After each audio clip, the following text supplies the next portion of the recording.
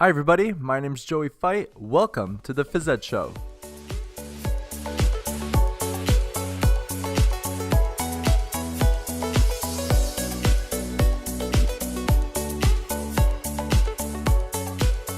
Alright, thank you so much for tuning in. My name is Joey Fight. I'm a physical education teacher here in Montreal, Canada, and the founder of thephysicaleducator.com. You are listening to the Phys Ed Show, which is a show in which I share ideas and resources from my teaching, interviews with amazing guests, and fun ways for you to get involved in my professional learning journey. This is the show's second podcast episode, and before I introduce today's amazing guest, I'd just like to remind you that you can subscribe to all three forms of the Phys Ed Show, the podcast, the vlog, and the Facebook Live events by navigating your way to physed.show. That's PHYSED.show.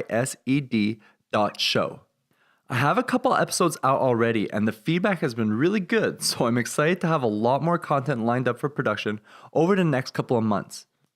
Okay, so just one last thing before we get to today's episode. I want to let you know that for each episode of the Phys Ed Show, I create super extensive show notes in which I share links to everything we go over in the episode, as well as a bunch of other ideas that just go deeper into that show's topic. The show notes live on thephysicaleducator.com's blog, so be sure to check it out if you'd like to learn more about the things we talk about in today's episode, or just to find other awesome ideas that can help inspire your teaching. With that said, it's time to get into today's episode. I am so very excited to have my friend Terri Drain on the show as the first ever guest on the Phys Ed Show. If you're unfamiliar with Terri's work, let me introduce her for you. Terri Drain is an absolutely outstanding physical educator who teaches at Vintage Hills Elementary School in the San Francisco Bay Area. In 2007, Terri was named the California Association for Health, Physical Education, Recreation, and Dance Elementary Teacher of the Year. In 2008, she was also named the Shape America Southwest District Teacher of the Year. Now, Terri's accolades aren't only physical education specific, because in 2016, she was also named the Teacher of the Year for the Pleasanton Unified School District. Terri is a National Board Certified Teacher, a member of the Shape America Board of Directors, a fellow Canadian, and probably the most cited person on my blog. I consider Terri to be one of the best presenters I've ever had a chance to see in action. I have pages and pages of notes from sessions she's given that I've attended, and she has revolutionized the way I go about my teaching and assessment through her work in standards-based instructional design. I have learned so much from her over the past couple of years, and I'm so excited to have her on the Phys Ed Show to talk about a wildly important topic, assessment for learning. So with that said, Terri, thank you so much for being on the show and for being willing to share your ideas and expertise. Wow, Joey, thank you for that amazing introduction. I am super excited to be your first guest, so thank you very much for the honor. All right, so one of the things I promised listeners I would do is to keep these podcasts to around 30 minutes, so let's jump right into it. Terri, as you know, assessment seems to be an ongoing pain point for physical educators. You and I have both worked with teachers from around the world, and assessment always seems to be one of those areas of teaching in which teachers just feel a little awkward. So that's got me curious. In your opinion, what do you believe are the factors that contribute to this issue, and why should we, as a profession, be focusing on figuring out the role of assessment in physical education? Okay, well, I think there's a few things that are going on, and it could be a combination of some or all of the following. I think many see that the purpose of assessment is solely to provide information for report cards, and we're talking about grading, sorting students from top to bottom. Often, and when we assess in this way, it's apart from learning. We do the teaching, and at the end of the teaching, an assessment occurs to see if students have achieved the standard. And this is kind of a carryover, I think, from years gone by. I mean, when I went to school, it was this way, and I think the thought was that this would motivate students to achieve. This kind of thing hanging over your head that, if you don't work hard and prepare, you're not going to do well, and therefore you'll be motivated, to do whatever it takes to do well on the assessment. So with that in mind, and it's not very pleasurable to teach with this way. I mean, I've taught that way for a number of years, and it's a lot of work. You see that it doesn't really motivate every student to succeed. I see that some really thrive on that kind of environment. They work hard, they succeed. That kind of incentivizes them to continue to work hard. So they're on the winning track. But on the flip side, for probably about a third of the class, they don't achieve and they don't succeed, and they're on the losing track, and their motivation wanes as a result of the fact that they don't see themselves being successful. So I think teachers struggle with that, this really time-consuming thing, which is seen as kind of a measure as our success as professionals. It's the yardstick from which often we are judged to be doing our job. So when we just assess students and they achieve, we've done our job. And if they don't achieve, we haven't done our job. And I can see that in this way, that it's not something that teachers really enjoy. And again, to assess correctly under this model, it's really hard. It takes a lot of time. I've struggled with the fact that sometimes I haven't seen my students enough time to give a fair grade. And, in the end of the day, I just wonder, and I think many do as well, is who does this really benefit? Does it benefit the students? And I see that the return on investment isn't great. So I think that is kind of why teachers struggle with assessment. It's an old model. And from what I've read, now that we have standards-based instruction with the emphasis on all students succeeding, this model doesn't work. And we have to think differently about how we assess and the role of assessment. I think that's where assessment for learning comes in.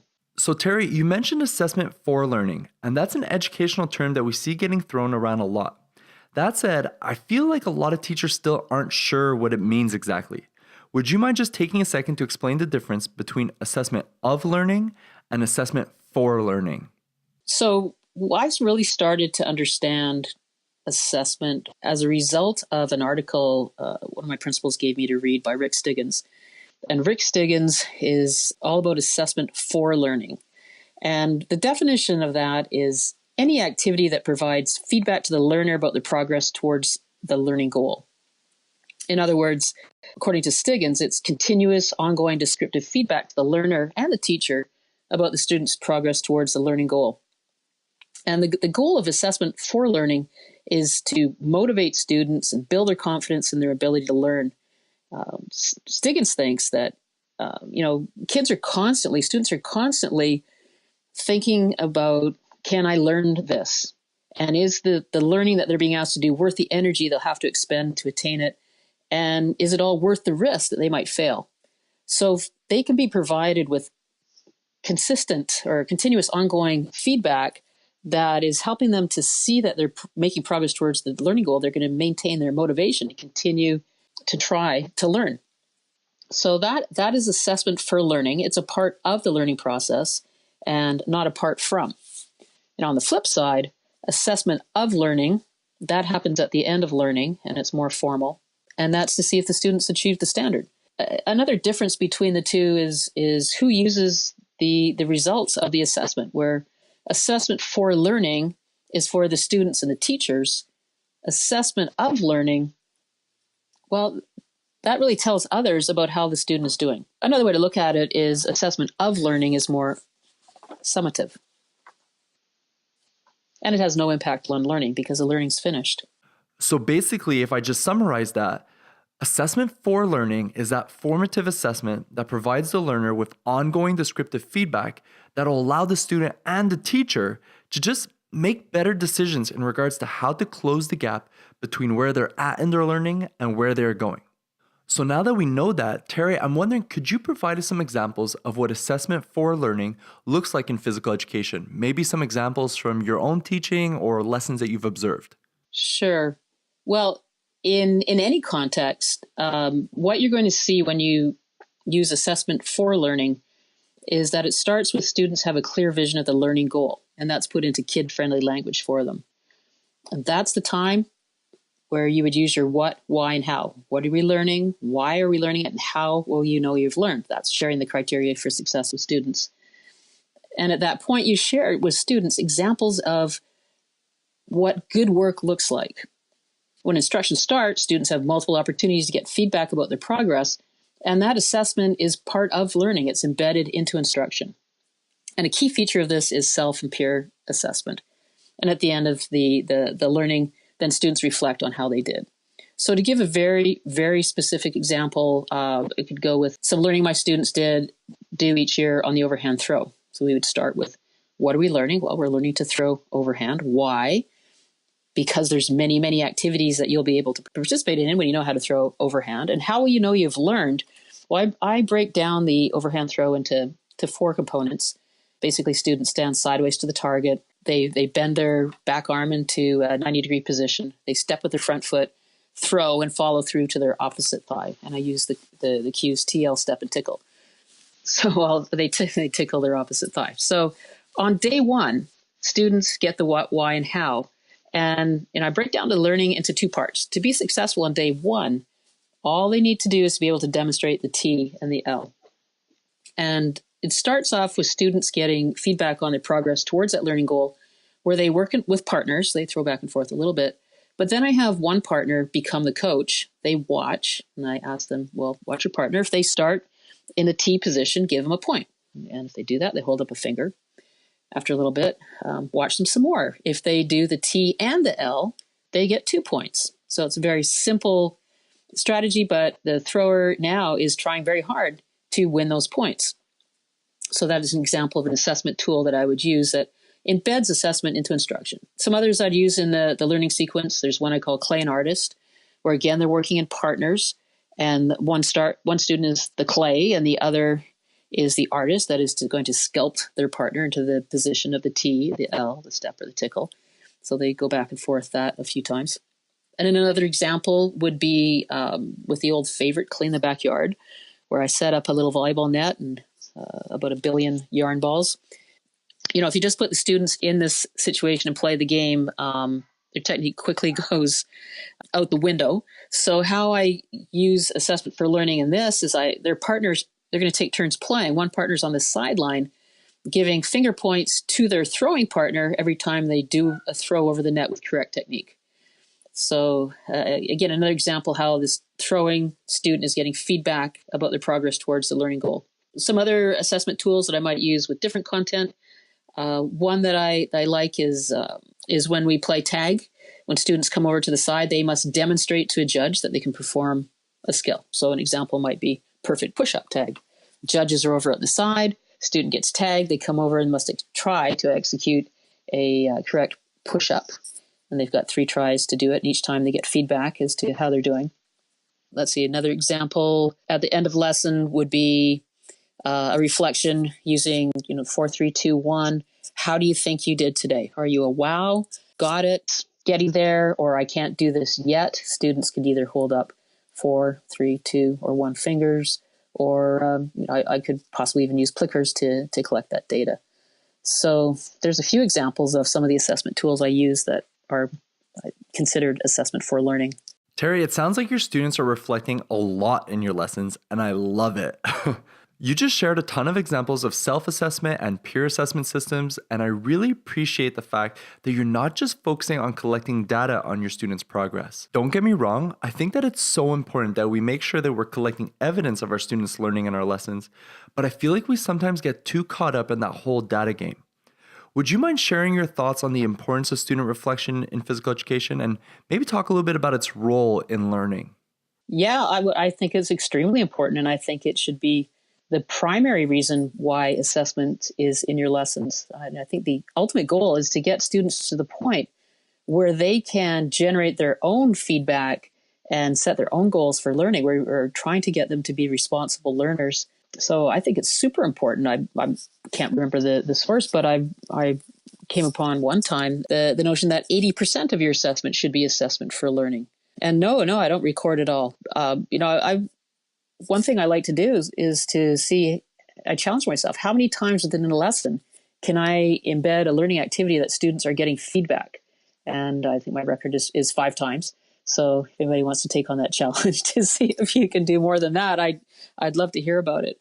But yeah, I think that is the primary focus of assessment should be on that student reflection, self-assessment, peer assessment, and they're constantly comparing their progress to the learning goal. So they can see where they are, they can see where they need to go, and they know how to get there. Another, just to add one more thing, Stiggins was talking about, learning like a learning ladder, where learning is scaffolded from step to step to step. So assessment for learning would provide students with information where they are so they can see what step they're on. Okay, so what do I need to do to get to the next step and the next step? So it's scaffolded, and students learn their way up the ladder to the top, where, at the top of the ladder, they've achieved the standard.